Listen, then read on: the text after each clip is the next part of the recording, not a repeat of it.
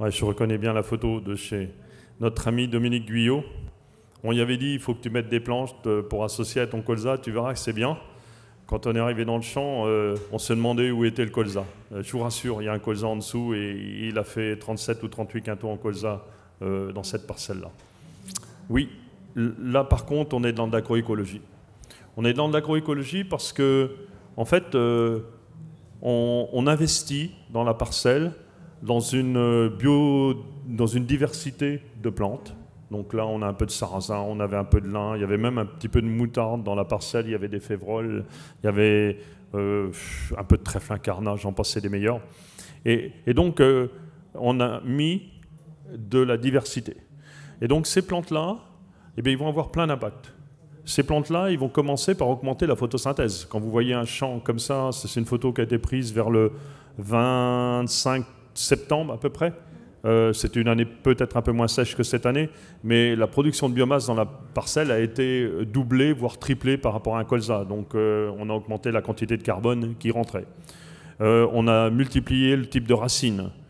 Ça permet de limiter le désherbage, voire de supprimer le désherbage, parce qu'on a occupé l'espace que pouvaient prendre les adventices, comme le colza laisse de l'espace au départ, par de la végétation. Donc en fait, là, on a une lutte presque biologique au niveau de l'occupation de l'espace par des plantes. On n'a plus besoin du binage, moins ou plus besoin de désherbage. Et puis en plus, ça c'est la cerise sur le gâteau, on ne l'avait pas,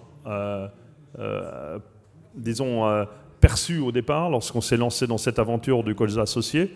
C'est qu'en fait, à partir du moment où on a des plantes qui dépassent le colza et qui fleurissent, mais en fait, on change l'aspect des parcelles et les insectes spécifiques, ravageurs spécifiques du colza, ne reconnaissent plus les champs de colza. Je dis couramment avec mon collègue Christophe sur la ferme, quand les voisins ne savent pas ce qu'on a semé et n'ont aucune idée de ce qu'on cherche à récolter, il y a des chances qu'on soit pas mal en matière de biodiversité.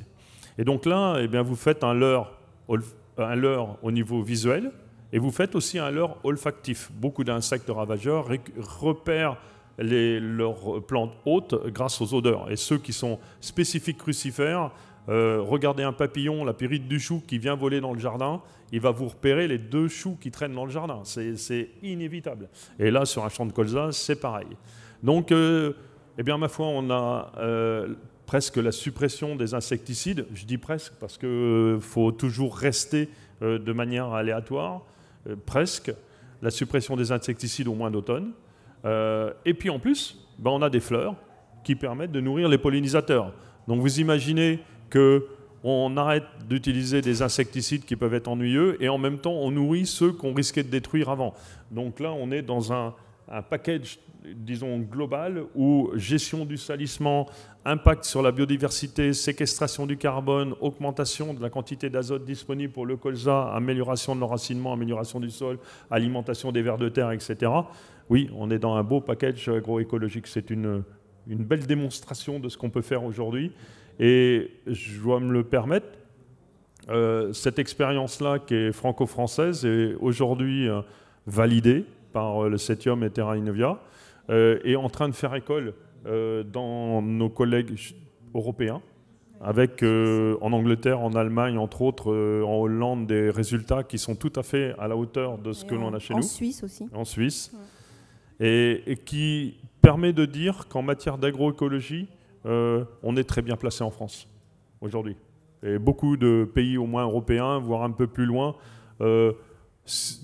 reconnaissent qu'en surface, en semi-direct, on n'est peut-être pas aussi bon que certains pays d'Amérique latine ou d'Amérique du Nord, mais en matière d'agroécologie, globalement, on tient des trucs qui sont sympas.